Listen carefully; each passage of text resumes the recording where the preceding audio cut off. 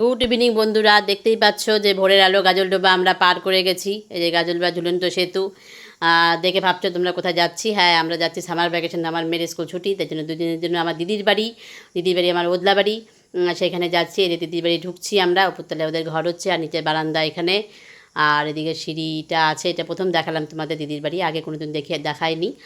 আর এইটা হলো বসার রুম, এই যে আমার দিদি, এটা ঠাকুর রুম আছে, ঠাকুর ঘর আছে, বসার রুম আছে, আর আরও অনেক রুম আছে ঘরে।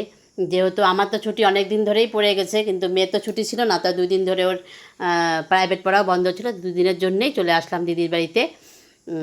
আর হলো এই যে খাটু সাহেব মন্দির, ওদলাবাড়ি বিখ্যাত, রাজস্থানে খাটু সাহেব সামনে এখানে প্রতিষ্ঠিত করা হয়েছে।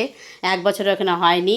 খুব সুন্দর মন্দিরটা, তোমরা পারলে একবার সবাই ঘুরে যাও। এটা ওদলাবাড়ি, মালবাজার ওদলাবাড়ি যেটা, সেখানে এই মন্দিরটা। আর একাদশী ছিল ওদিনকা, ওই একাদশীর জন্য এখানে ভজন গান হয়, ভোগ খাওয়ানো হয়। আর মন্দিরটা এত সুন্দর করে তৈরি, যারা না দেখে তারা বলতে পারবে না। আর এখানে যে সুন্দর করে ভজন গান করছিল, লোকটা খুব সুন্দর করছিল ভজনগুলো, আমরাও বসে বসে একটু শুনছিলাম।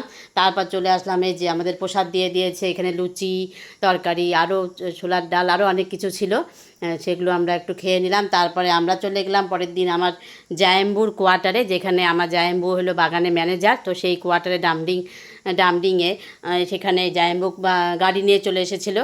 ওইখানে আজকে থাকবো, আজকে রাতটা ওইখানেই থাকবো। তো এই যে আমরা সবাই মিলে গাড়িতে উঠে পড়লাম, আর ওখানে চলে যাচ্ছি সবাই মিলে। আর হলো এখন হলো আমরা ঢুকে যাচ্ছি জায়েম্বুর কোয়ার্টারে। আর মালি আছে, গাড়ি কী সুন্দর ফুল গাছ লাগিয়েছে। আর যেহেতু পাশের কোয়ার্টারে ডগি ছিল, আমার মেয়ে তো সেই ভয়ে ঢুকবেই না। আর যদি আমার এই ভিডিওগুলো তোমাদের ভালো লেগে থাকে তাহলে লাইক, শেয়ার, কমেন্ট করে দিও। আর এই যে এখন ওই জন্য দাঁড়িয়ে আছি, ডগিটাকে একজন কেউ ধরবে, তারপরে আমরা ঢুকবো সেই ভয়ে আর কি। তো যাই হোক, দিদি অনেক বলার পরে তারপরে আমরা হলো ঘরে ঢুকছি। আমি ভয় পাইনি, আমার মেয়ে খুব ভয় পায়, যে কোনো জিনিসই, পশু পাখি যাই হোক সবইতেই ভয় পায়। তারপরে এই যে ঘরের ভিতরে আমরা ঢুকে গেলাম, ঢুকে বসার রুম, আর ভিতরে আরও রুম আছে। আর এখানে ম্যানেজার আছে, ম্যানেজারদের কোয়ার্টারে সার্ভেন্ট থাকে, সব কিছু থাকে, তারাই সব কিছু কাজকর্ম করে। আর এটা হলো বিকালের কোয়ার্টার। আবার দেখা হবে, টাটা, বাই বাই।